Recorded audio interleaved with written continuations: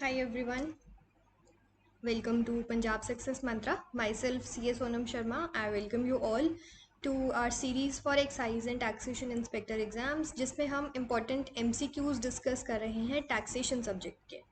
आज हम उस सीरीज़ का पार्ट 13 स्टार्ट करेंगे, बट इससे पहले हम स्टार्ट करें एक इम्पॉर्टेंट इन्फॉर्मेशन हमारे कोर्सेज़ के बारे में। हमारे पास कुछ फ्री कोर्सेज़ हैं और कुछ पेड कोर्सेज़ हैं जो कि हमने रिसेंटली लॉन्च किए हैं। ये डिटेल्स आपको स्क्रीन पे दिख रही है। इसमें से जो master course for all Punjab exams है, इसके बारे में हम क्लास के एंड में भी डिस्कस करेंगे। तो स्टार्ट करते हैं आज की क्लास का फर्स्ट क्वेश्चन। हमने कल वाली क्लास में देखा था कि हमने कस्टम्स किया था और कुछ पार्ट एक्साइज का किया था। हमने एक्साइज कल की क्लास में स्टार्ट कर लिया था। आज हम एक्साइज वाले ही पार्ट को कंटिन्यू करेंगे। फर्स्ट क्वेश्चन जो है, जैसा कि आप देख रहे हो, एक्साइज से ही रिलेटेड है।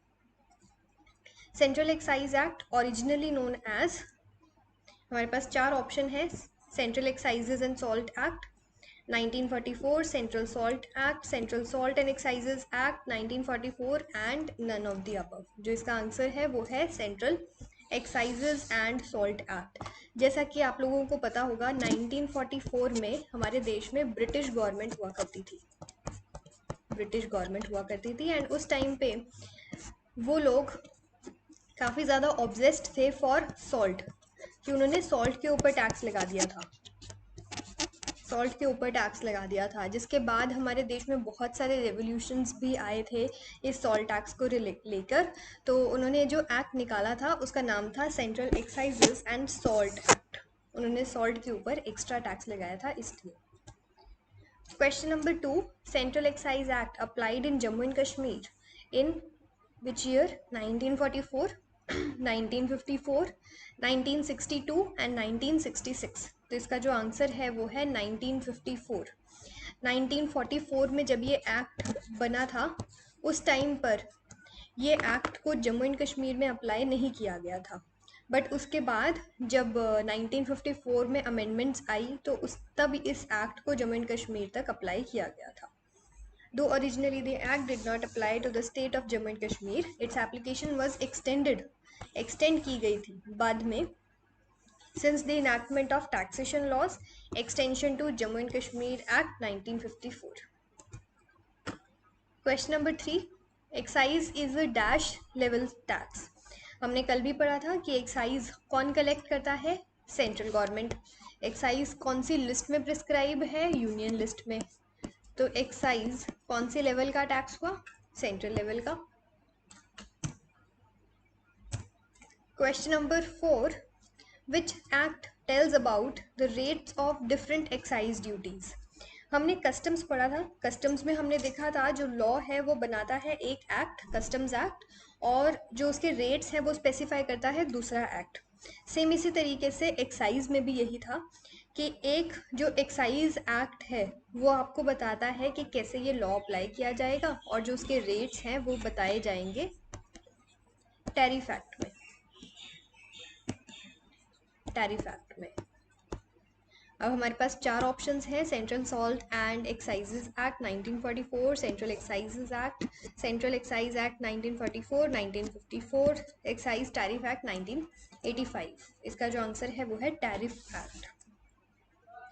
This duty is levied under section 31A of excise, central excise act as per section 2A of the central excise act. This is not the correct description here. ये कुछ अलग से ही यहाँ पर आया है, बट इसका जो आंसर है वो है ये central excise tariff act 1985। Question number 5, which schedule of the central excise act tells about basic excise duty? Basic excise duty के बारे में कौन सा शेड्यूल बात करता है सेंट्रल एक्साइज की?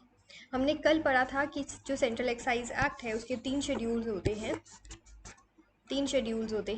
1, 2 एंड 3। हमने पढ़ा था जो सेकंड शेड्यूल है वो बात करता है स्पेशल एक्साइज ड्यूटी की। स्पेशल एक्साइज ड्यूटी की। शेड्यूल 1 जो है वो बात करता है बेसिक एक्साइज ड्यूटी की। तो जो शेड्यूल 1 है वो आपका बताएगा कि बेसिक एक्साइज ड्यूटी क्या होती है, और थर्ड शेड्यूल आपको डीम्ड मैन्युफैक्चरर के बारे में बताता है। Question number 6, who was the president when GST was implemented in India? अब ये क्वेश्चन मैंने इसलिए डाला है ताकि आपकी जीएसटी की रिवीजन जो है वो साथ साथ चलती रहे। जब जीएसटी इम्प्लीमेंट किया गया था तो उस टाइम पे देश के प्रेसिडेंट कौन थे? देश के प्रेसिडेंट कौन थे? जीएसटी कब इम्प्लीमेंट हुआ था हमारे देश में? जल्दी से कमेंट बॉक्स में लिख दो।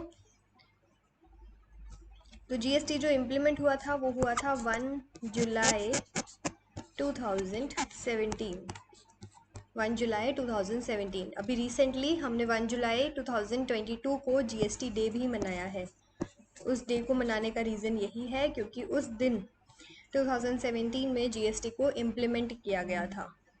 तो क्वेश्चन हमसे ये पूछ रहा है कि इस डेट को हमारे देश के प्रेसिडेंट कौन थे? तो ये मोर ऑफ जीके क्वेश्चन है। इसका जो आंसर है वो है Pranab Mukherjee. How many digits are there in GST? There are 4 options, 13, 14, 15 and 16। तो इसका जो आंसर है वो है 15। 15 डिजिट्स होते हैं जीएसटी के अंदर। जो जीएसटी है वो हमारा 3 पार्ट्स में डिवाइडेड होता है। पहले होता है हमारा स्टेट कोड, फिर आता है हमारा पैन, और फिर आती है हमारा सीरियल नंबर। स्टेट कोड में मतलब होता है कि हमारा जो स्टेट है वो कौन सा है। जीएसटी के अंदर हर एक स्टेट को एक नंबर अलॉट किया गया है, स्टेट और यूटी को। जैसे कि अगर मैं आपको एग्जांपल दूं तो पंजाब का जो स्टेट कोड है वो है 03, हरियाणा का जो स्टेट कोड है वो है 06, हिमाचल प्रदेश का स्टेट कोड है 02, चंडीगढ़ का स्टेट कोड है 04। इसी तरीके से हर एक स्टेट को एक यूनिक स्टेट कोड दिया गया है। तो जीएसटी जो है वो स्टार्ट होता है स्टेट कोड से।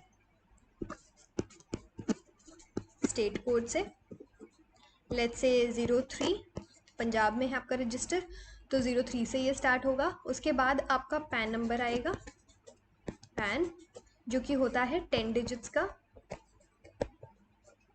10 डिजिट्स का।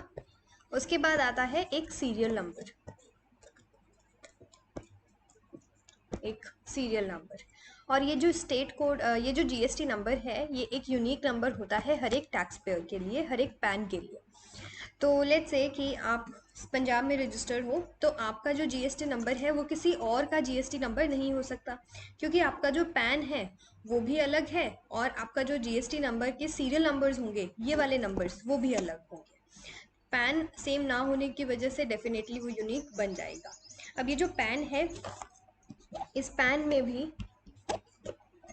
जो इस पैन का 4th अल्फ़ाबेट होता है वो स्टैंड करता है आपकी जो आपका स्टेटस है उससे। स्टेटस का मतलब है कि क्या आप पर्सन हो, क्या आप पर्सन हो, या आप फर्म हो,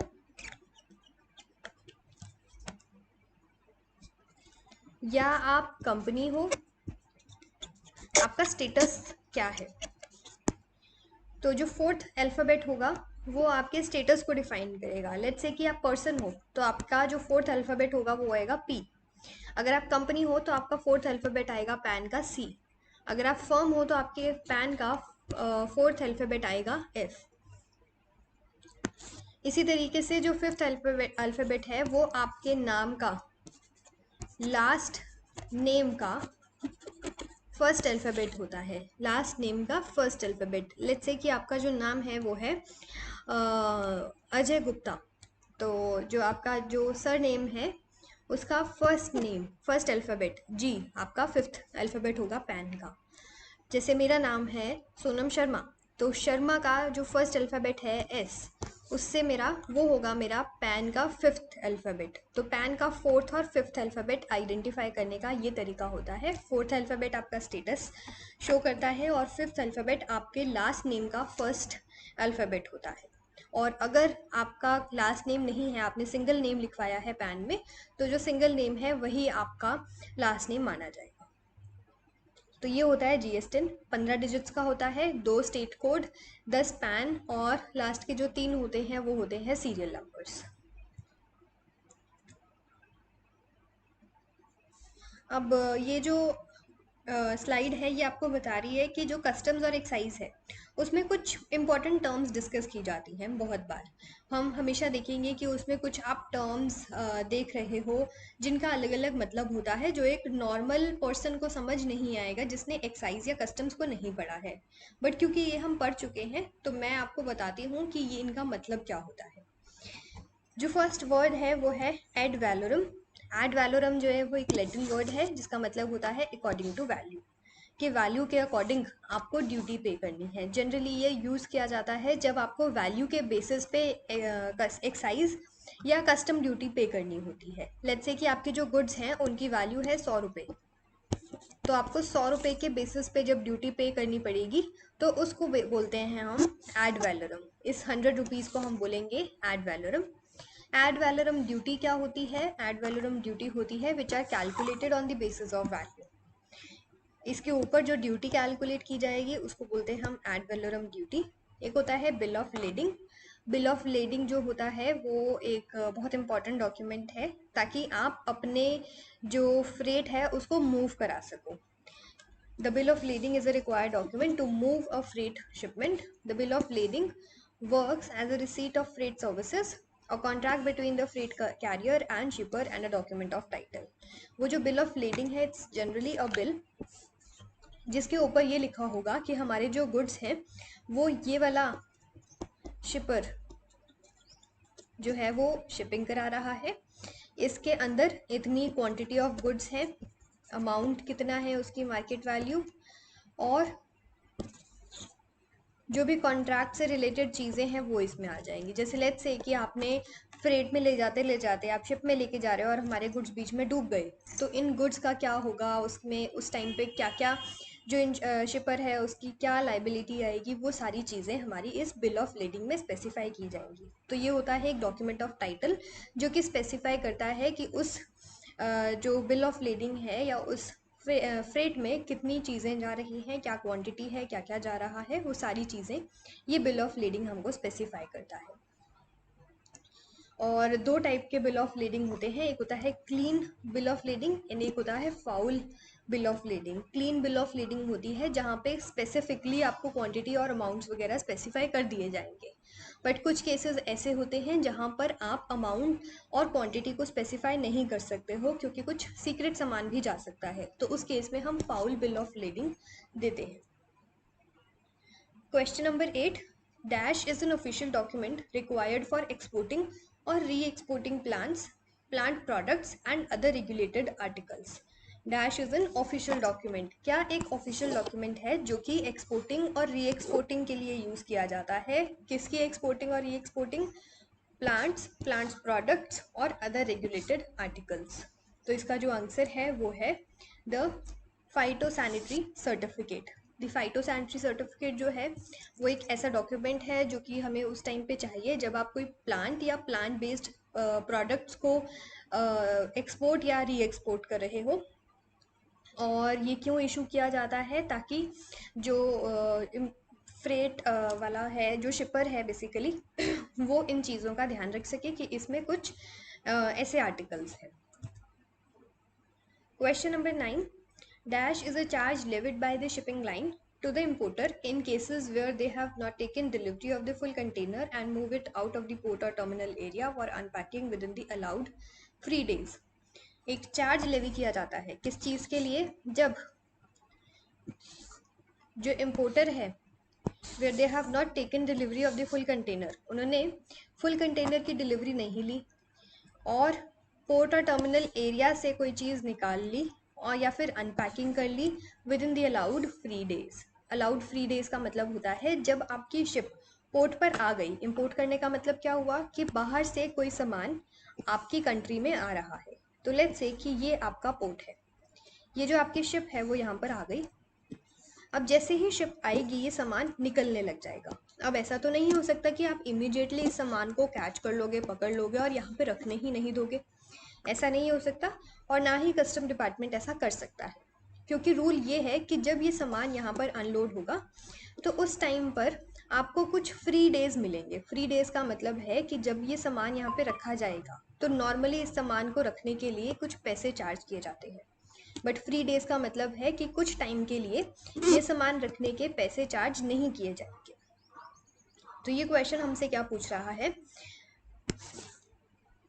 कोई इम्पोर्टर था जिसने फुल कंटेनर की डिलीवरी हमसे नहीं ली, ये इम्पोर्ट करके सामान आ गया। अब आके इम्पोर्टर कहता है कि मुझे तो ये पूरा चाहिए ही नहीं, मुझे तो सिर्फ आधा सामान चाहिए इसमें से। तो क्या करेगा वो, and move it out of the port और टर्मिनल एरिया फॉर अनपैकिंग, और इसको बाहर ले जाता है वो और उसको अनपैक करके वापस छोड़ देता है। तो इसके लिए कौन से चार्ज लगाए जाते हैं? हमारे पास चार ऑप्शन है, shipping and movement charges, parking charges, transportation charges और डीमरेज। इन चारों में से जो करेक्ट आंसर है वो है डीमरेज। डीमरेज जो है एक चार्ज है जो कि उसी पे लगाया जाता है जो इम्पोर्टर बिना परमिशन के आपके कंटेनर की फुल डिलीवरी लेने से पहले ही उसको पोर्ट से निकाल कर अनपैक कर लेगा अलाउड फ्री डेज के अंदर अंदर। डीमरेज चार्जेस जो है वो कंट्री टू कंट्री वेरी करते हैं और साथ साथ पोर्ट टू पोर्ट भी वेरी करते हैं काफ़ी बार। अब आते हैं हम अपने लास्ट क्वेश्चन पे। जो लास्ट क्वेश्चन है वो है आपका एक जनरल नॉलेज का question. What was the old name of NITI Aayog? क्या नाम था ओल्ड नेम, क्या था नीति आयोग का old name? It was planning commission. तो ये थी हमारी आज की क्लास। जाने से पहले मैं आपको अपने इस कोर्स के बारे में बताना चाहती हूँ। हमारा एक कोर्स लॉन्च हुआ है जिसमें कि हम सारे के सारे पंजाब गवर्नमेंट के जितने भी एग्ज़ाम्स हैं उनको कवर कर रहे हैं। जो आए हुए हैं एग्ज़ाम्स, जिनकी नोटिफिकेशन आई हुई है वो तो हैं ही, साथ में जिन एग्ज़ाम्स की नोटिफिकेशन आने वाली है वो भी इसमें कवर किए जाएंगे। ये सारे इसके कुछ सेलिएंट फीचर्स हैं। आप लोग अगर इस कोर्स में इंटरेस्टेड हो तो आप हमारी टीम को कांटेक्ट कर सकते हो गिवन नंबर्स पे। ये हमारी टीम के नंबर्स गिवन है। तो this is all for today. Thank you so much, take care.